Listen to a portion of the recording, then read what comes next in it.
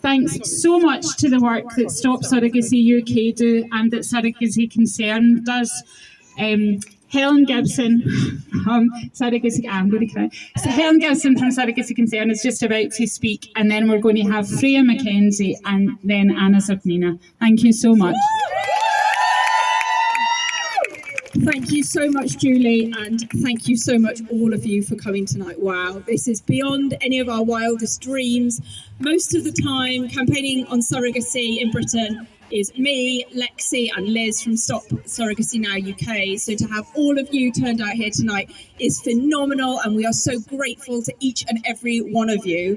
Thank you all for coming and joining us at this incredible statue of La Passionara. My name is Helen Gibson and I'm the founder of Surrogacy Concern.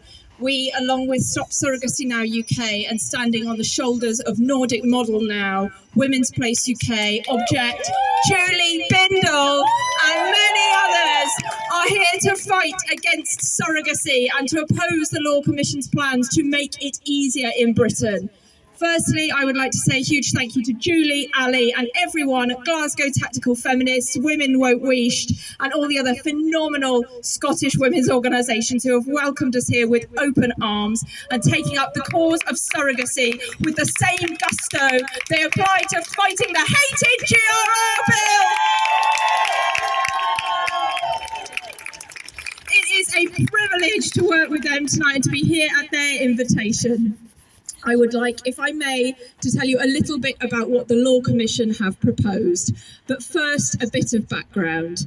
Many people think surrogacy in the UK is altruistic. This is not the case. Most surrogate mothers in the UK are paid expenses averaging of at least £10,000 during a pregnancy. This acts as a real incentive to poor and low-paid working-class women to give up their babies for money. Incentives offered by some surrogacy agencies for surrogate mothers include gourmet meal boxes, Apple Watches, and trips to theme parks. Now, nobody seeks to deny the voice or agency of any woman, but there are grave societal risks for all women if surrogacy goes mainstream, to say nothing of the devastating impact this will have on children. Many surrogate mothers in the UK use their own egg in the pregnancy. So at the point of handover, women are literally handing over their own genetic children. We know of women who have been coerced into surrogacy in the UK with devastating consequences for them and their babies. Every surrogate pregnancy involves separating a baby from its mother at birth. We believe this is a human rights violation with often lifelong consequences for the child. Surrogacy commodifies pregnancy, treats women's bodies as though they are workplaces to be rented out, creates a second tier of women who can be pressured into doing this for both family or strangers, and can lead to regret, birth injuries and trauma for mother and child. Surrogacy encourages the mother to disassociate from her own pregnancy and baby and allows wealthier couples to think nothing of renting a woman's body out for 9 months at huge cost to her health. Worse still, the new proposals give surrogacy official state sanction. What the state permits, it promotes. The new proposals give credence to the lie that a woman's body is merely an incubator, her womb a workplace, her baby not hers. The new proposals reduce the time a woman has to give up her parental rights, would never see her listed as the mother on the birth certificate of her own baby, even when she has used her own egg. They allow for open advertising for surrogate mothers, set a minimum age of just 21 for surrogate mothers and 18 for commissioning parents. The new proposals do not require a woman to have given birth or completed her own family before she enters into a surrogacy arrangement. I'm glad to hear the police don't agree with this either. The new rules still allow generous expenses to be paid to the woman, making a mockery of the notion of altruistic surrogacy. Furthermore, the proposals allow couples and individuals to keep bringing children into this country who are conceived and carried through commercial surrogacy abroad, a process which is highly exploitative and sees embryos and children trafficked across borders, a process which even the Law Commission recognised as being unethical and fraught with risk. The new so-called surrogacy pathway sets UK surrogacy agencies up as regulated surrogacy organisations, allowing them to decide which couples to admit to the new pathway, a direct conflict of interest as they will receive payment for every couple admitted onto the pathway. Couples on the pathway would not then have the oversight of CAFCAS or the courts, as is currently the case before a parental order is made, putting the new rules completely at odds with adoption legislation. We urgently call on all of you here to write to your MPs, urge them to vote against any bill brought forward on surrogacy, and to write to the Labour front bench, asking them not to take this forward if elected next year. The new rules do not better safeguard women and children. They will lead to a normalisation and boom of surrogacy, sucking in hundreds, if not thousands, of women who have never before considered it and therefore can't give informed consent, leading to a generation of children taken from their mothers at birth. It's reminiscent of the worst days of forced adoption and mother and baby homes. Please join our fight, tell all your friends, write to your MPs, tweet, and stop surrogacy now. Thank you.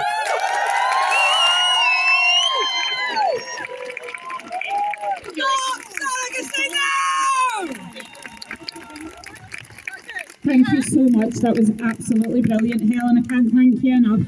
And now could I introduce Freya Mackenzie to come up and say a few words about surrogacy.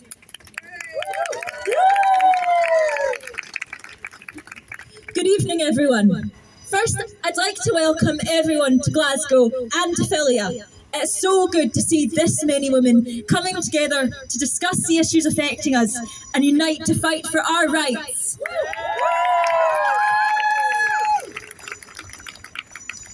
Throughout history, women's bodies have never been treated as our own. We have been used and abused since the beginning of civilization, although how civilized can it really be when women are treated this way? And this is increasingly normalised through surrogacy. Some may tell you that surrogacy is altruistic, that the women carrying babies on behalf of others are doing it purely out of the goodness of their own hearts, and that they deserve the right to choose their own employment. And if you disagree, then you clearly want to take away all choice from women. They may tell you that prospective parents have the right to a child who shares their DNA, and that there is nothing wrong with choosing to purchase this child from a woman, whether by paying directly for it or with a large expenses payment. I call on you as feminists to reject this rhetoric, because the commercial surrogacy industry has a vested interest in whitewashing its harms. A woman's body is not a workplace, and nobody has the right to use it as such.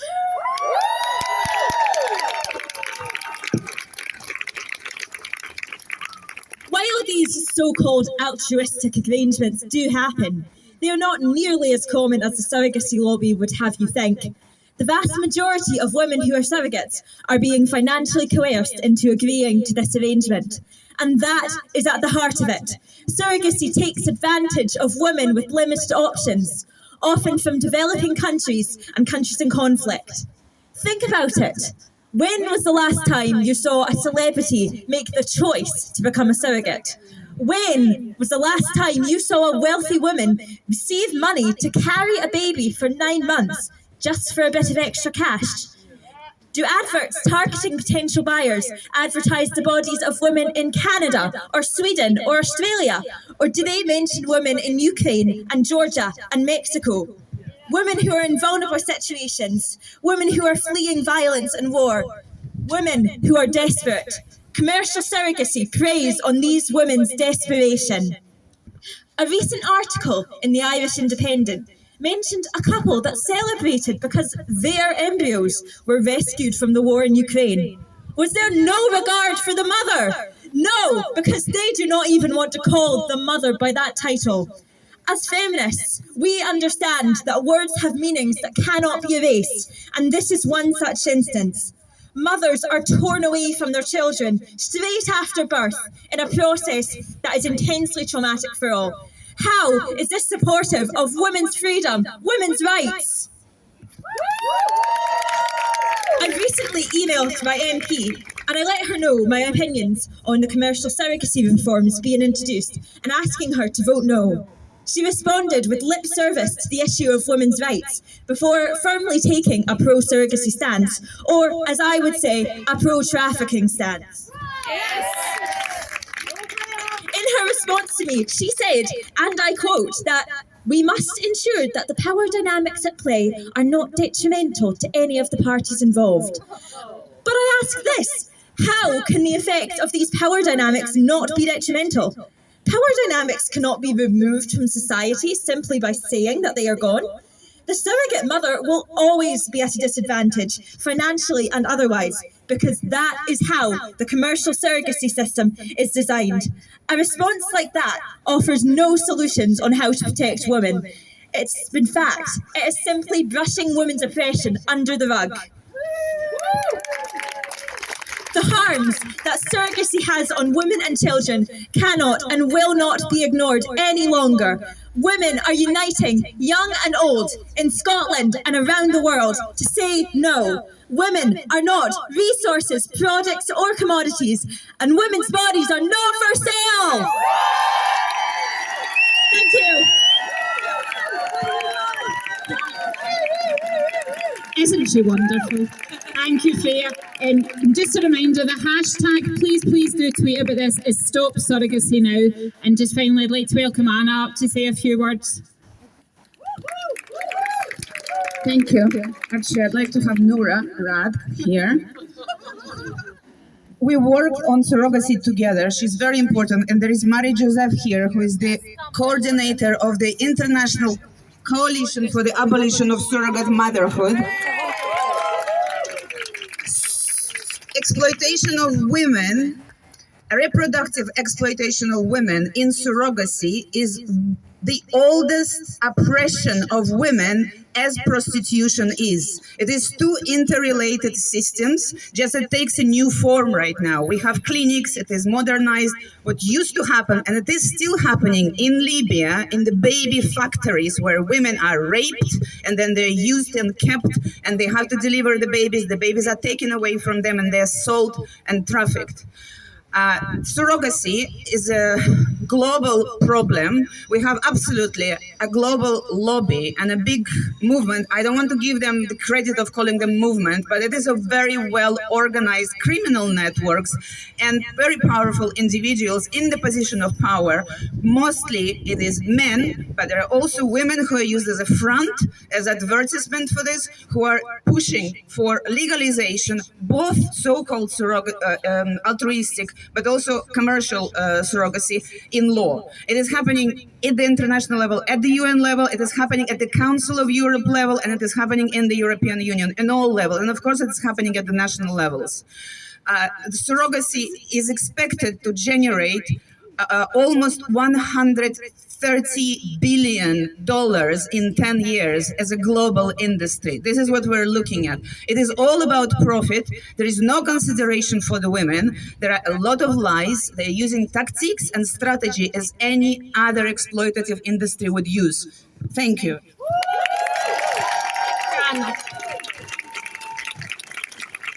It's very simple for us as a migrant women network. We are women, we are migrant women, and surrogacy is same as prostitution. It's a system of exploitation of women. It's a system that use women, that use all the body of women to get profit from women, to make money. Who's making this? Men are making this profit from women. So it's very easy for us. It's a patriarchal system. And today, if we want equality, if we want this freedom, they should stop telling us that women choose to be in surrogate, women choose to be in prostitution. No, go and ask these women. If they have the choice, they will never choose to be exploited. It's as simple as that. Women, who are women who's been exploited? They are the purest women, the vulnerable women. They are, most of them, migrant women. So please stop talking about freedom, about choice, about body choice, about all this stuff. It's only about patriarchal, it's about oppression of these women, and bodies women are not for sale. today there's a big war against all of us, against women, against migrant women. If we don't speak, if we don't shout, if we don't make a real revolution, we will be oppressed, all of us and our girls after us also. So please, let's make this revolution.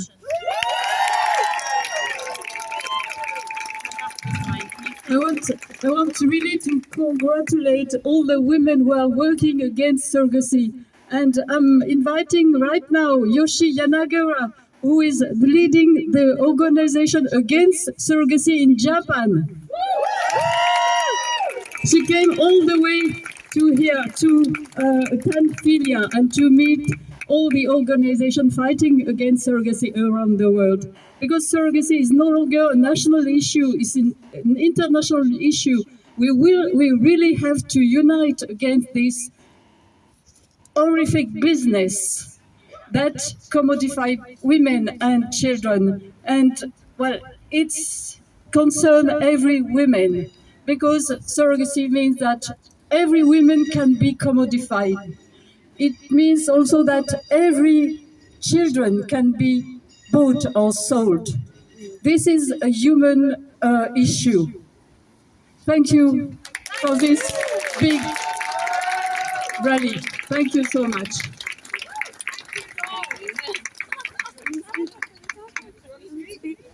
Please speak. Hello everyone. I am chair Japanese of the Japanese Coalition Against Surrogacy Practices, and so far the Japanese Parliament tried to promote legalizing surrogacy, and we are strongly fighting against that. And what I want to say to you, British people and Western people, the other world, people from the other world, is in Asian culture, surrogacy was very mundane. We had a long history of surrogacy and modernization to use natural, so-called natural insemination, which is sexual intercourse, and which was halted by the human rights concept, which is brought by the UK, American people, and right after that, we, the American culture, introduced us the modern surrogacy system, and now it spread in Japan too. And from my perspective, to be Japanese East Asian, this culture is has affinity to sex industry. Prostitution is very mundane. Even teenagers do prostitution, and now young people, college girls sell their eggs. And what happens if surrogacy is legalized? It's very easy to foresee that regular Japanese women sell their body to be a surrogate mother. And as it was mentioned that this when once or even as like surrogacy in UK is legal, it's more loosened, then it goes to lead to have commercial surrogacy. Who is going to be a target? Like Thailand, India, Asia. So we are targeted as a sexual object from all over the world. And now you want to use us as a surrogate mother? You want to use our reproductive function too? Please stop surrogacy. This is not your issue only. This is our issue. This is women for all over the world. Thank you. Thank you so much to all our speakers. This is an issue for women all over the world. Let's use the time we've got left at Filia to connect with each other, continue this conversation at Filia and beyond. Women and children are not for sale.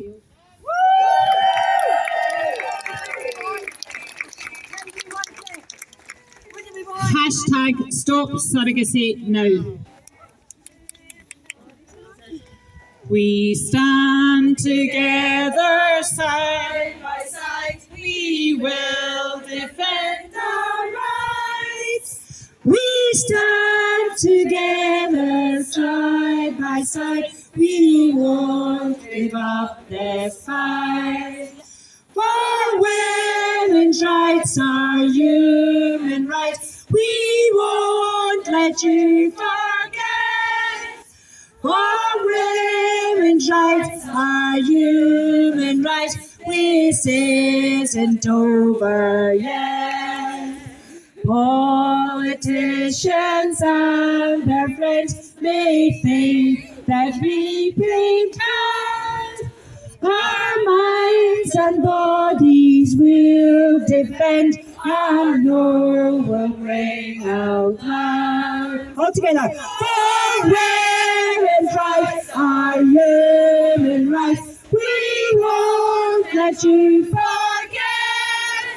For women's rights are human rights. This isn't over yet. One last verse. Give a hand, this is the hope, promises will be denied.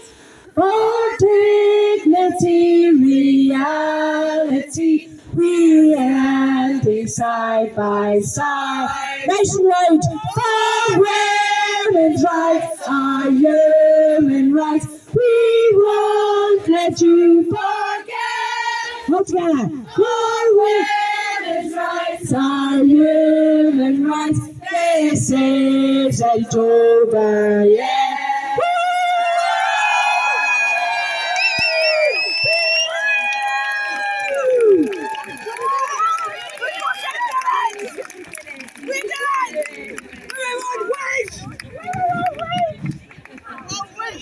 Thanks so much, everybody. Remember, stop surrogacy now. Stop surrogacy now hashtag. See you all at the party.